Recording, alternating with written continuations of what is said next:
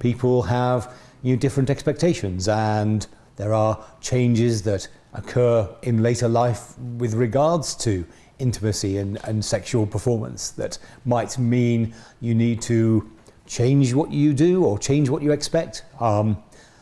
In terms of physiology, in men and women, things happen differently. So in men, bad news, your penis shrinks a little. If you've had a prostate operation, there's often a loss of length. Erections might become more infrequent and not as hard, and take longer to establish, and then go away more quickly. Obviously, that happens irregularly to many men, but if it's a regular occurrence, then there is help that can be got from your family doctor.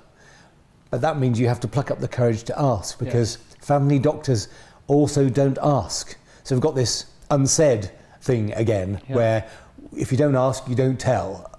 And we need to be upfront and honest about these things, particularly where there's an expectation. For women, post-menopause, the vulva and vaginal tissue becomes a little bit more dry and thinner, might make sex uncomfortable, but there are hormonal treatments that are very good at reversing those changes, and there are lubricants that women can use to help. We recommend one called Replens, which is very good and gets excellent reports from a lot of my patients. If we have other conditions like diabetes or heart disease or arthritis that might affect either erectile function or our ability to get into positions we need to, then we need to think about treating those. And again, those healthy aging things around exercise become really important. So there are ways and means, but then different ways of achieving intimacy and satisfaction that don't always involve intercourse.